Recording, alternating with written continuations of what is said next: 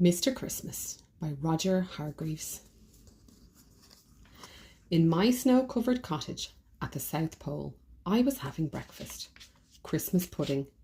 That frosty morning, as I was popping the last piece of marmalade-covered plum pudding into my mouth, there was a knock on the door of Mistletoe Cottage.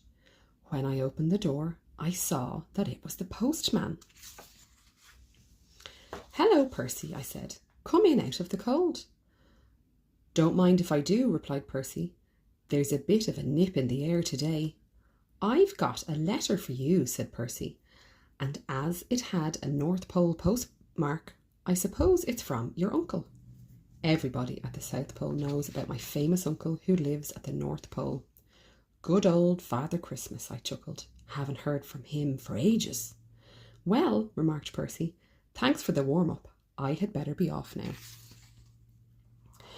I opened the envelope. "Dear nephew," read the letter, "I hope all is well down there. We are busy as usual up here, getting things organised for Christmas, which is one of the reasons I am writing to you. Can you help? Each year I am finding it more and more difficult to get round all of those Mr. Men.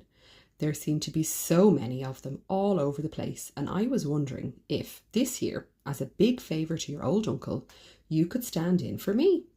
Hoping you can help, your ever-loving uncle." That very evening, I put through a long-distance call to North Pole 253. "Hello," chuckled a rather deep, rumbly voice at the other end of the telephone. "Father Christmas speaking." "Hello, Uncle," I said. "Your letter arrived this morning, and I'd love to help."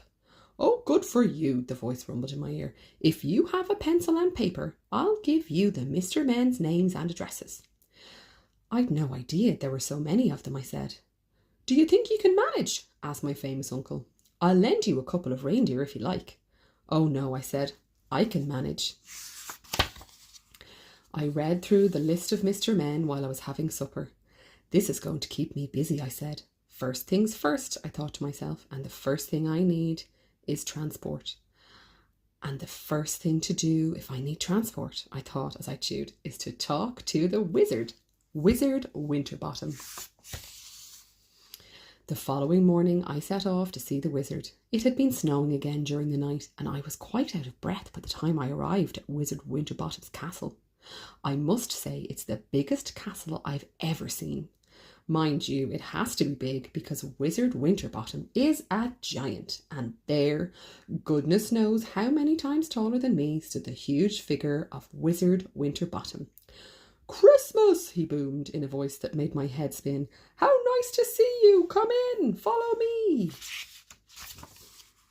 "Now," thundered Wizard Winterbottom, "what brings you here on a cold winter's morning like this?" I told him all about my famous uncle, and all about how I'd been asked to help, and all about the Mr. Men, and all about where they lived, and all about the fact that I needed transport. "Special transport," retorted the Wizard. "Can you help me?" I asked hopefully. "Yes," he said eventually, "but I can't do anything until the middle of next week." "Thank you very much," I replied. "Goodbye," I shouted, but he didn't hear me. He was already too busy thinking. Exactly 2 weeks later, I paid a return visit to the enormous castle. "Hello, Christmas," boomed the giant voice. He took me into his kitchen, lifted me up onto his enormous table, and set me down with a bit of a bump. "There's your transport," said Wizard Winterbottom. "But that's your teapot," I said in bewilderment.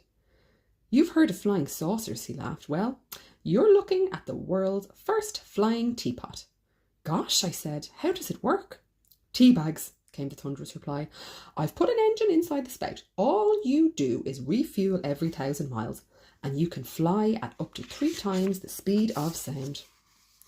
We took the flying teapot outside the castle, and I pressed the start button in great excitement. I zoomed right around the South Pole in no time at all, and landed safely back at the castle. "Well?" asked Wizard Winterbottom. I was lost for words. "Fan-jolly-tastic," suggested the wizard. I grinned. "Abs-jolly-lutely," I replied.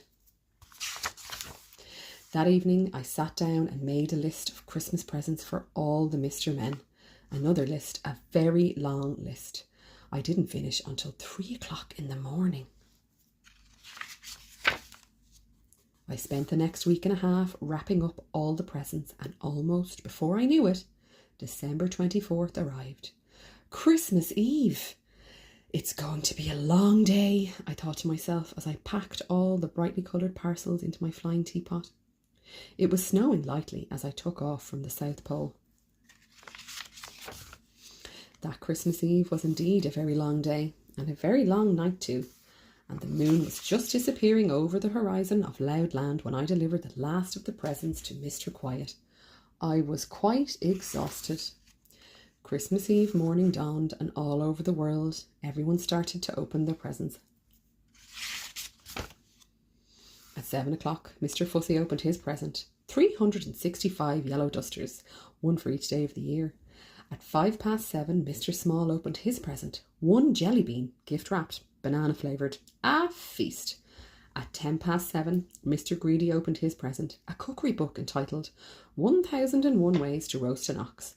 Mr. Greedy licked his lips and rubbed his tummy.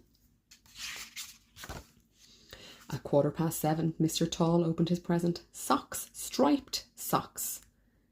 The longest, stripiest pair of stretchy socks you've ever seen. At 7:20, Mr. Muddle opened a packet of cornflakes. Funny sort of present, he thought to himself, not noticing his real present.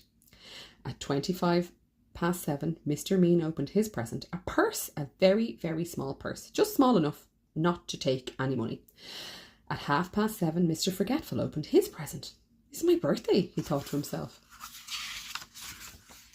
At 7:20, Mr. Chatterbox opened his present. A dictionary. How very, very, very, very, very, very, very useful, he murmured.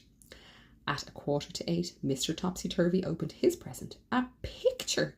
How nice, he said, as he hung it on the wall, upside down.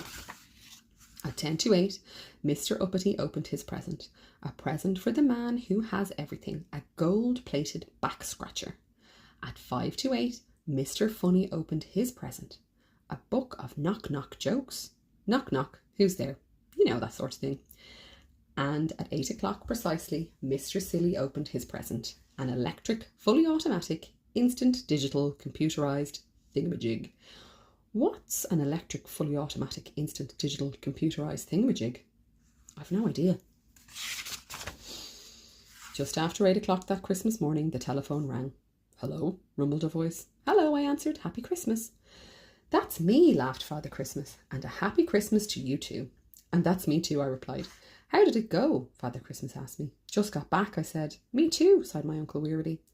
Had a bit of a problem in France, he added. Got stuck in a chimney. It's all those mince pies, I chuckled. And that is the end of my story. Well, nearly, almost. Not quite. At 5 o'clock in the afternoon, Mr. Slow finally managed to open his present. 5 o'clock in the afternoon was the time, and the day, New Year's Eve. The end.